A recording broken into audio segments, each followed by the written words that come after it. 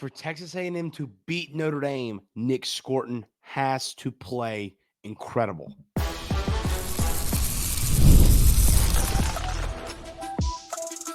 You are Locked On Aggies, your daily podcast on the Texas A&M Aggies, part of the Locked On Podcast Network, your team every day. Welcome on into Locked On Aggies. I'm your host, Andrew Stefaniak. Thanks for making Locked On Aggies your first listen every single day. Today's episode is brought to you by Ultimate GM. Ultimate College Football Head Coach is a brand new mobile game that is completely free, has no ads, and 100% playable offline. Use the promo code LOCKEDONCollegeFootball, all caps, inside the game store and receive a free boost to your program. Begin your coaching legacy today. Ladies and gentlemen, the plan today is to run through some Texas A&M players that have to play well to beat Notre Dame. And the number one name on that list is Nic Scourton. You know, we've talked about all day on Friday's show about where Texas A&M has to play well as a team. And the number one spot to me for that was, the front seven. You have to play well in the trenches because that's going to decide this game. And then Connor Weigman. And to me, the player that when we talk about your D-line has to play well, for your D-line to play well, Nic Scourton's got to play well.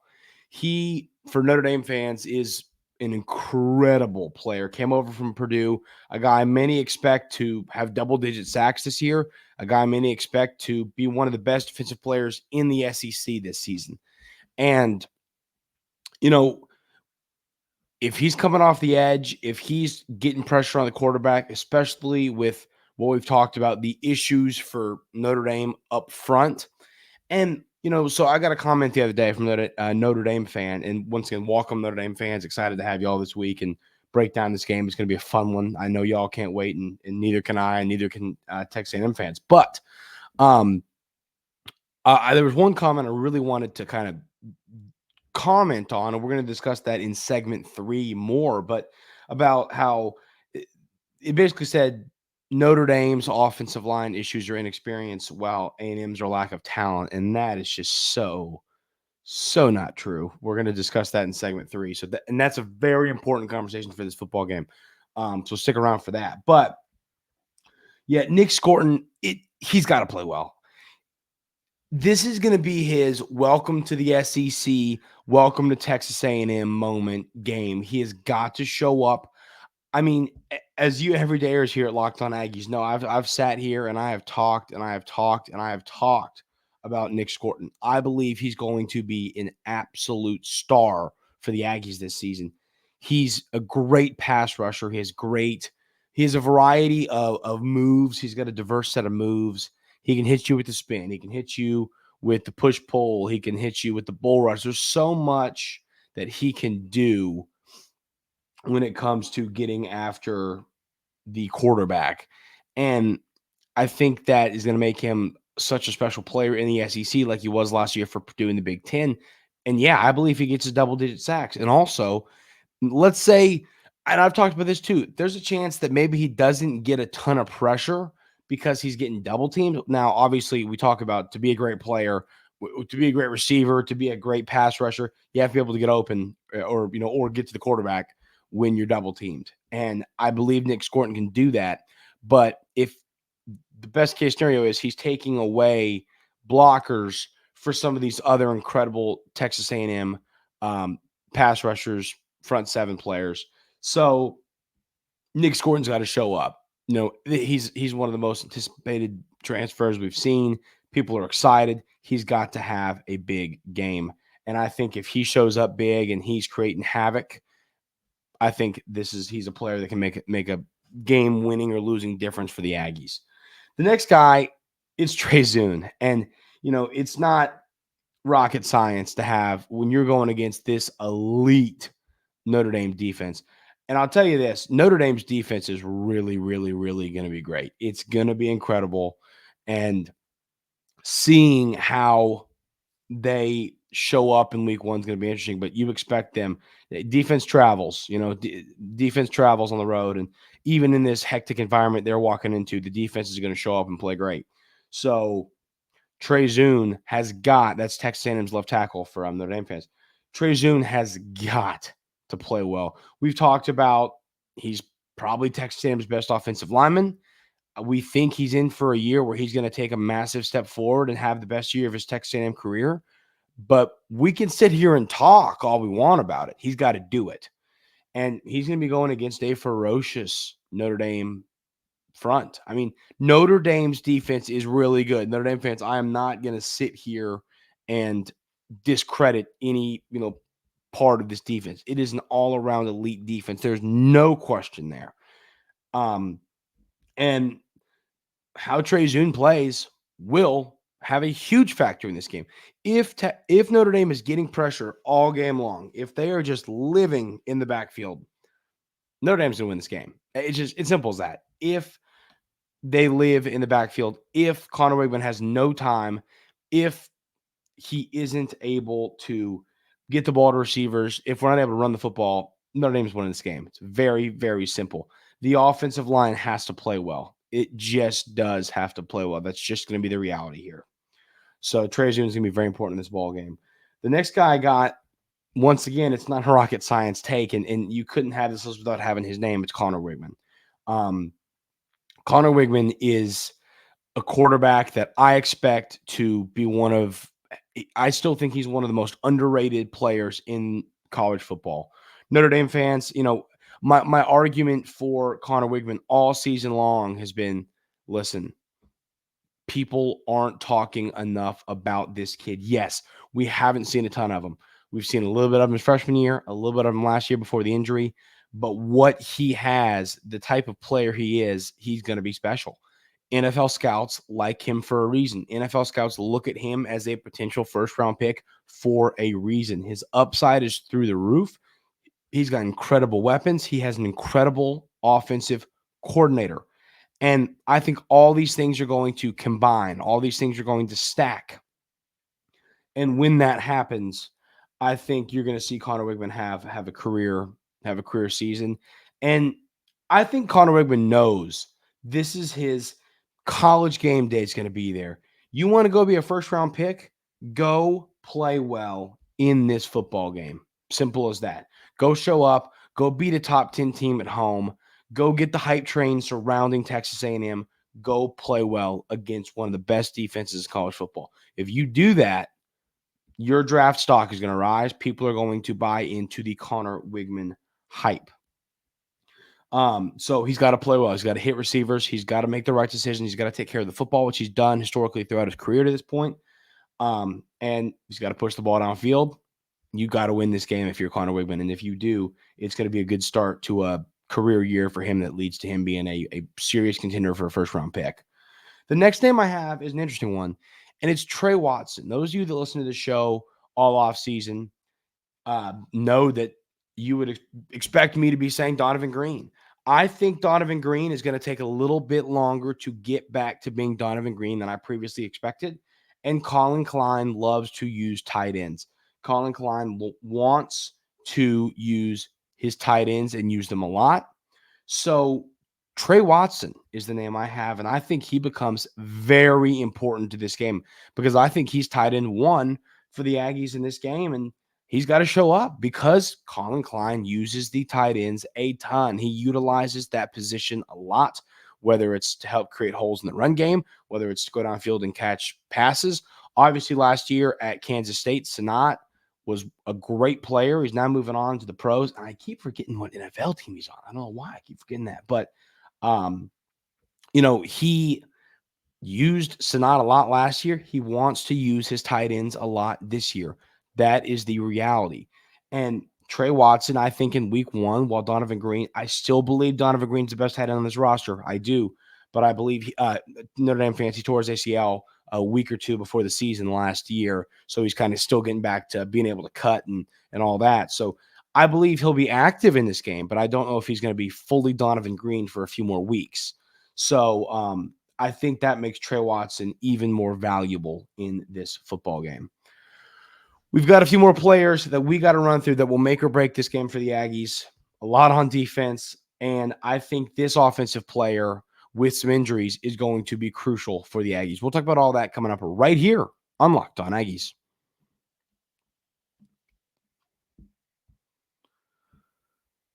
Hey, Locked On Aggies fans, I want to take a moment to give you a heads up on a brand new mobile game that I think you're going to love as much as I do, Ultimate College Football HC. In this amazing game and simulation, you get to step into the shoes of a head coach and lead your college football program to glory. Can you imagine actually being the head coach of the Aggies?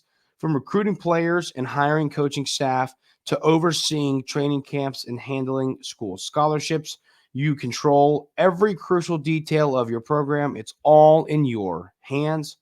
Will you be able to handle the pressure? And here's what I really love about this game. You are responsible for calling offensive plays during the games. Your strategy will not only determine the success of your football season, but will shape the future and legacy of your program. Ultimate College Football HC is completely free and has no ads and is 100% playable offline. You can play on the go as you want and when you want to. And of course, we have a special offer for Locked On Aggies fans. Use the promo code Locked On CFB, all caps, inside the game store to receive a free boost to your program. Make sure to take advantage of this perk as it will get your team off to a strong start.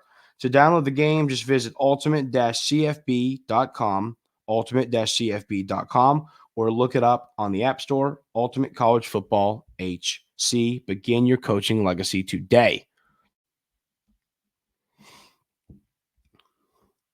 So the next player I have here on this list is Terry York. He is the Aggies' best linebacker, an all-around great player. He's also one of the captains of this team. And what's crazy about that, Notre Dame fans, is that he's a sophomore. So you don't see that a lot. I mean, you don't see often young guys like that, sophomores, taking over as a captain on the team. And it's great having that in your linebacker room. Your guy, you're the quarterback of your defense. I mean, this guy is going to be out there, and he's respected by his teammates. He's going to be calling things out. He's going to call out what he sees. It's going to be very important in this game. And how he plays, how he's able to stop the run game of Notre Dame, how he's able to maintain his gap, how he's able to get after the quarterback if he's, called upon to blitz, is going to make or break this game for the Aggies. Terry York is huge when it comes to all of those factors. I think he's going to have a great game.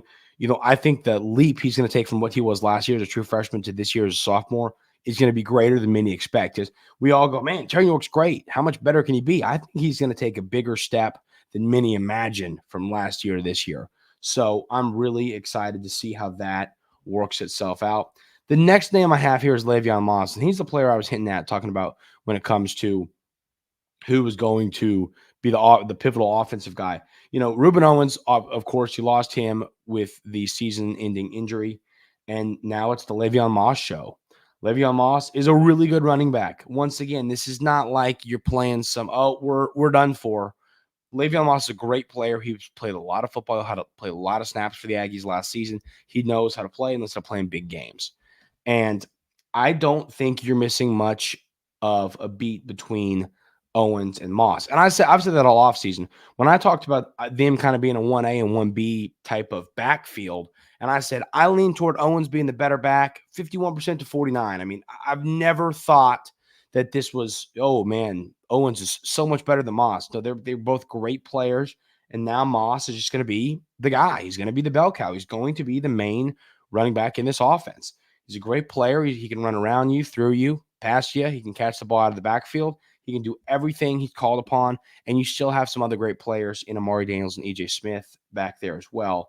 So Le'Veon Moss has to have a big game. I think he's got to, this is not going to be a high-scoring game. I saw some Aggie fans saying 56-31, and then I saw some Notre Dame fans saying 37-27, and I'm like, this has 14-10 written all over it. You know what I mean? I don't see this being a real offensive firepower game. And I always do feel like, though, when you say that about a game, it ends up being 72-71. But you know what I mean? I don't see this being a high-scoring football game.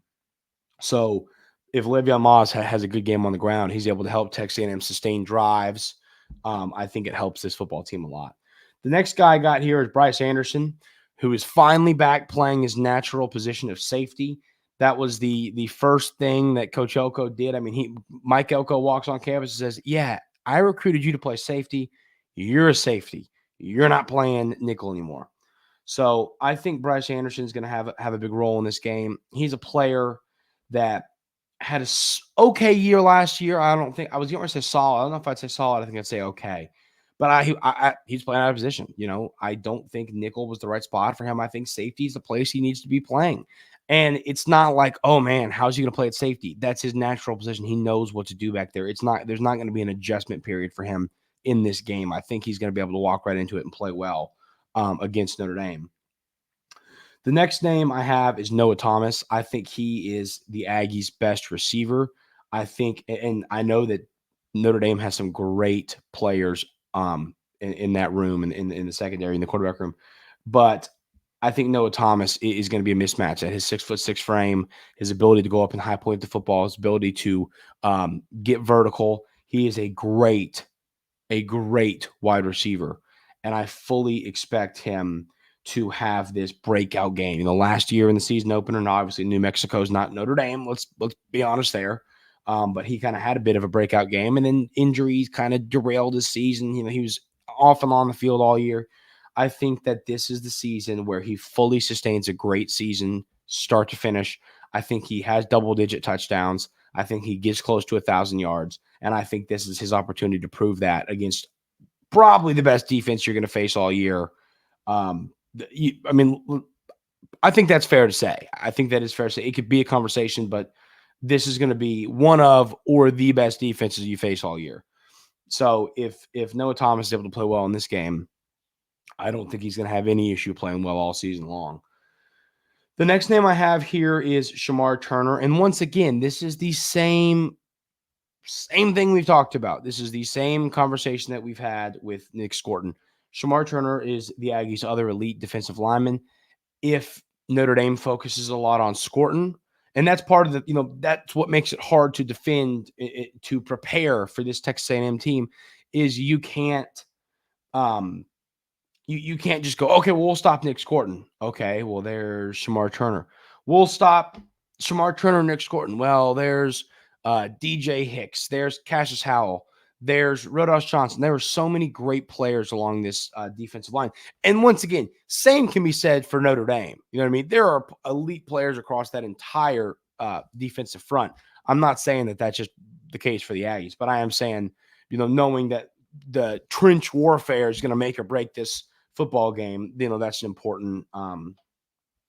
important thing to talk about. So I think that Shamar Turner I think that Notre Dame is going to put a lot into preparing for Nic Scourton.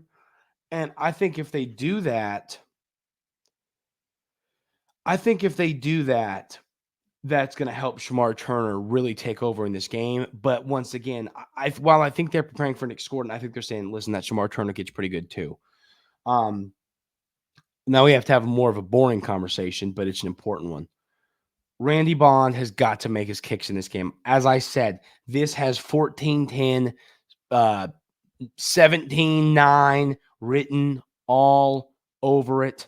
It just does. This has low scoring written all over it. In games like that, field goal kicking is going to make a difference. Randy Bond has to split the sticks for the Aggies to win this game. You cannot miss 2 field goals and leave 6 points out there. You can't do it. Randy Bond made some clutch kicks last year and missed some clutch kicks last year. And I think his foot is going to make a huge difference in this game, because I think there's going to be a lot of possessions that end with how elite the defense Notre Dame is going to be, and then some field goals, and you've got to take those points. You have got to take them. You've got to make your field goals. So I think Randy Bond is a player that, while it's not as fun of a conversation to have, if he goes 1 for 3 on kicks, I think Texas A&M loses. Like, I think that those 6 points will make that substantial of a difference in this football game with how low scoring, how tight of a game I believe it's going to be. Randy Bond has got to make his kicks. He's had a good offseason. I believe he's going to, but still split the sticks, Randy. So we're going to have that conversation now about the offensive line that I kind of hinted at a little bit earlier. I think it's a very important conversation about this game, and I do think Notre Dame fans have the wrong impression about this Texas A&M offensive line. We'll talk about that coming up right here on Locked On Aggies.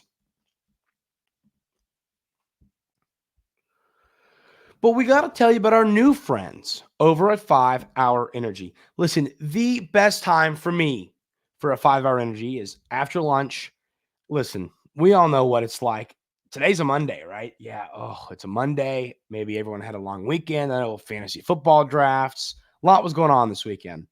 And, that lunch break hits, 11, 12 lunch break hits. And then you get back, you've eaten your food, and you go, oh, man, I'm not – today's just not my day. I'm lackadaisical. I'm tired. That's why it's the best time right after lunch, in my opinion, to take a 5 Hour Energy. Tired after lunch? You're not alone. In fact, research shows that more than 70% of us hit the wall after lunch. Let 5 Hour Energy shot help you leap over the wall instead of crashing into it. With zero sugar and a convenient portable size, it's the perfect pick-me-up for getting stuff done. The 5 Hour Energy website has flavors galore like watermelon, tropical burst, grape, berry, and more. There's a flavor for everyone, and you might as well just try them all. On the site, you can even have the option to build your own 12-pack or 24-pack. You can choose the flavors, and it's delivered right to your door. That is really convenient. If you go to 5hourenergy.com, that is the number 5hourenergy.com, and get 5 Hour Energy product today, you can use my promo code LOCKEDONCFB to receive 20% off your order. This offer is valid until September 30th on one order, and it cannot be used with other promotions. The code is not good on subscription orders. Go to 5hourenergy.com, the number 5hourenergy.com today. So once again, this offensive line discussion is a very, very, very crucial one when it comes to how this game is going to play out. So the comment that I disagreed with in the YouTube comments from Friday's episode had to do with, it said the issue for Notre Dame's offense is lack of experience, and the issue for A&M's offensive line is lack of talent, and that is just not a fact. I mean, let's just call a spade a spade. That's just not true. One thing you can never call Texas A&M what you want. Make fun of this program, do whatever you want. That's fine. But one thing you can never do is say that there's not talent on this football roster, because that is just top to bottom not a fact. We talked about the talent rankings that I think irked some folks, which is funny. But so I do want to reiterate that too. What I was talking about, that was not an opinion-based thing. I was not saying Texas A&M is more talented than Notre Dame, like opinion. That was not this. I was stating this was this list, team talent composite, college football's most talented team, 2024 from 24/7. The Aggies are more talented in that than Notre Dame. That's what I was saying. If you believe that the Fighting Irish are more talented, that's fair. My point was, for the Notre Dame fans thinking that they're going to walk into Kyle Field and just dog walk Texas A&M and head on out, I think that you need to understand how talented this team is and how great this coaching staff is. That's kind of what I was trying to get there. But no, this Texas A&M offensive line is full of a lot of talent. And in all honesty, you talk about talent versus inexperience. This Texas A&M offensive line actually has some experience. Trey Zuhn's played a lot of football. Armaj Reed Adams, the transfers, played some solid football. Kali, your potential starting center, played a lot of football. Mark Naboo's played a lot of football. Chase Basantes played all last year. This is his second year. In your offensive line, you've got a lot of starts in it. And so the raw talent is there. I think that raw talent is there. Now, I think Coach Cushing, the Aggies' new offensive line coach, is hopefully going to pull more of that out of this offensive line. And now I'll tell you this. I'm not sitting here. Do not think for a second, Aggie fans, as y'all know, or Notre Dame fans, don't think for a second that I am uber confident in this Texas A&M offensive line, because I am not. Not saying that at all. But I'm saying to say that it's not a talented group when it comes to raw talent in general, that's just not a fact. And on top of that, I think that this group, I just have a real feeling they're going to take a step from last year to this year. Now, I think that you have like Basant is back in a better position, playing him at guard. I think that Trey Zuhn is going to have a solid year. I think Armaj Reed Adams is going to be incredible. I think Ruben Fothery is going to have a good season. It's a big offensive line. It's a strong offensive line. So is it going to be able to hold up against this Notre Dame front seven? I don't know. I really don't. It's going to be, and I've said this for weeks, it is the biggest question mark for Texas A&M is their offensive line. But it's not a raw talent question mark. It's a, can they come together as a unit? Is it going to work out? The raw talent's always been there on the offensive line. It's, does it show up on the football field? So we'll have to see what happens there. I'm scared about the offensive line, and I think that going against Notre Dame's front, but I think that Notre Dame fans are just as scared about their offensive line going against Texas A&M's front. So to me, I really think offensive line's a wash. I really do. I think it's what's going to matter is whose defensive front plays better against offensive lines that are question marks for each of these two teams. So that's what it's going to come down to. But ladies and gentlemen, so excited for this game. Working on getting a crossover scheduled between our Locked On Irish host. We're going to talk about probably, we got four more days this week. So the goal is to have crossover. And then on those other 3 days, we're going to talk about keys to a victory for the Aggies. We're going to talk about, what would it take for Texas A&M to lose this game. We're going to talk about key matchups to watch. We're going to break it all down throughout the week. It is game week, which is just so exciting for both these fan bases. I can't wait. I know y'all can't either. But that's going to do it for today's episode of Locked On Aggies. Thank y'all so much for being here every single day. Really appreciate it.